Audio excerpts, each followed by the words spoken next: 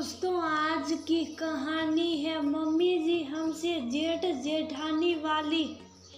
उम्मीद कभी मत करना दोस्तों। कहानी शुरू करने से पहले अगर आपने चैनल को सब्सक्राइब नहीं किया हो तो कर लीजिए ताकि आपके पास पहुंच सके हर नया वीडियो। ये तो सिर्फ खबर है नमन। ये खबर खुशखबरी तब होती जब पूरी खबर तुम सुनाते। अब देर किए बिना पता करो ये खबर खुशी की भी है कि नहीं। और हाँ, अपने भाई की तरफ निराश मत करना। मुझे अपनी माँ के ये शब्द बार बार नमन के कानों में गूंज रहे थे। नमन का मन बेचैन सा हो उठा। ऑफिस के किसी काम में मन न लगा तो बॉस से छुट्टी मांग निकल पड़ा। मन इतना उलझा था कि बाइक तक लेना भूल बैठा। नमन को समझ नहीं आ रहा था कि क्या करे, वह क्या जवाब दे अपनी माँ को। बाहर जोरों की वर्षा शुरू हो गई थी। नमन पैदल ही ऑफिस से निकल गया। पता नहीं कहाँ चला जा रहा था। जब थक गया तो एक बेंच पे बैठ गया।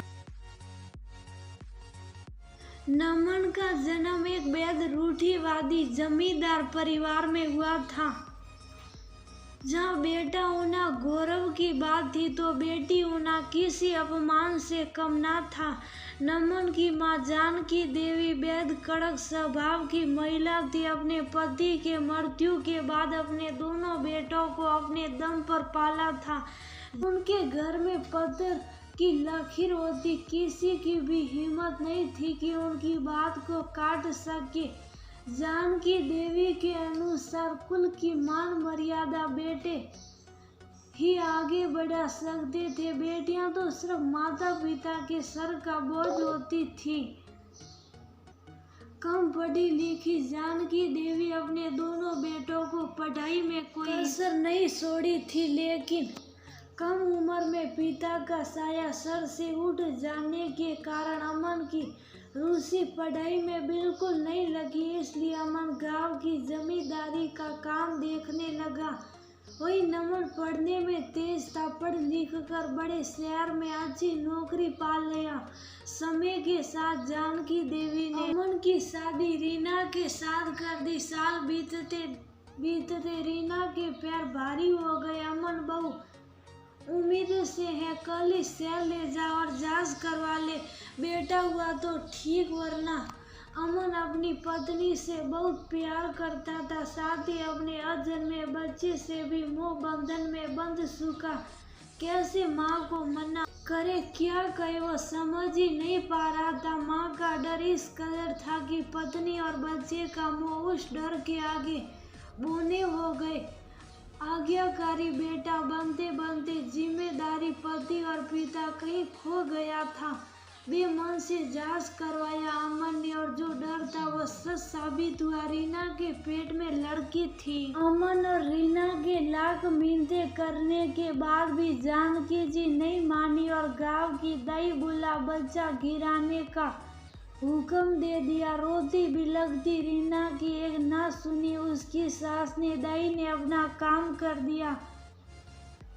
अपना पहला बच्चा खो चुके थे। अमन और रीना अपनी बेबसी पर आठ आठ आंसू बहा। रीना को तब सदमा लगा जब उसकी ब्लीडिंग रुकने का नाम नहीं ले रही थी। बड़े हॉस्पिटल में दिखाने पर पता चला ऑपरेशन सही से न होने के कारण इन्फेक्शन फैल हो चुका था। रीना की जान बचाने के लिए डॉक्टर से तुरंत ऑपरेशन कर बच्चेदानी निकाल दी। जानकी देवी की जिद अहम और झूठी शान ने 3 जिंदगी बर्बाद कर दी थी। रीना उस घटना के बाद बेजान कठपुतली बन गई तो वहीं सदा मुस्कुराने वाला अमन ने सूफी की चादर ओढ़ ली। बड़े बेटे से निराश जानकी देवी की सारी आशा अब नमन से जुड़ी थी। घर का वारिस वंश बढ़ाने वाला अब नमन ही दे सकता था। नमन और आभा की शादी के बाद जानकी देवी बस पोते का मुंह देखने की आस लिए बैठी थी। अपने भाई भाभी की तकलीफ और उनके दर्द से दुखी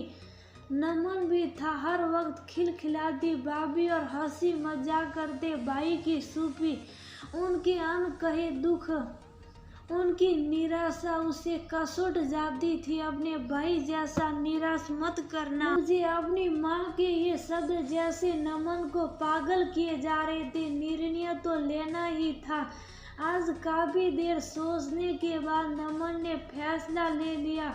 मुझे माफ कर दीजिएगा माँ, लेकिन मैं अमन भाई और रीना भाभी जैसा धैर्य नहीं है। मैं नहीं मान सकता। आपकी बात कहना क्या चाहता है? अपने वंश को खत्म हो जाने दूं। फोन पर नमन की बात सुन जानकी देवी अपना आपा खो बैठी थी। जिस बेटे ने सिर उठाकर बात नहीं की थी, वह आज अपनी माँ के निर्णय पर सवाल उठा रहा था।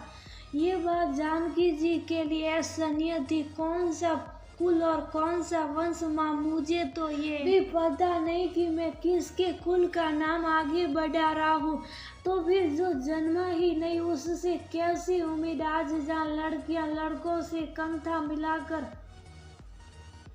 चल रही है, वहाँ आज भी आप जैसी सोच के कारण बेटियों के कोख में मार दिया जाता है। कभी सोचा है आपने माँ की मेरे राम सीता जैसे भाई भाभी की खुशियाँ आपके जिद के भेंट सड़ गई? भाई भाभी ने तो आपसे कभी सवाल नहीं किया, लेकिन मैं जितना धैर्यवान नहीं। मैं और आबा कभी भी भाई और भाभी नहीं बनेंगे।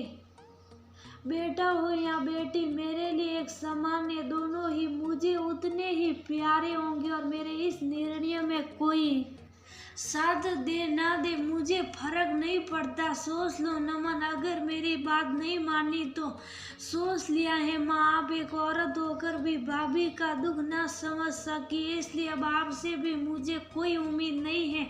नमन के दो टूक जवाब से नाराज जानकी देवी ने फोन काट दिया था। अपनी माँ और नमन की बातें सुनते अमन और रीना सालों बाद आज मुस्कुराए थे। नमन के निर्णय ने उनके घायल मन पर मेहरम का काम किया था। नमन के दिल पर से भी भारी बोझ हट चुका था। अपनी पत्नी और अजन्मे बच्चे के हित में लिया उसका फैसला हर दृष्टि से सही था। ये बात नमन ने सिद्ध कर दिया था। बारिश रुक चुकी थी और बादल सट चुके थे। सूर्य की चमकती किरणों के साथ एक नई आशा और नई उम्मीद लिए नमन चल पड़ा था अपने घर की ओर, जहाँ उसकी पत्नी और आने वाला बच्चा कई अनकही उम्मीदों के साथ उसका इंतजार कर रहे थे।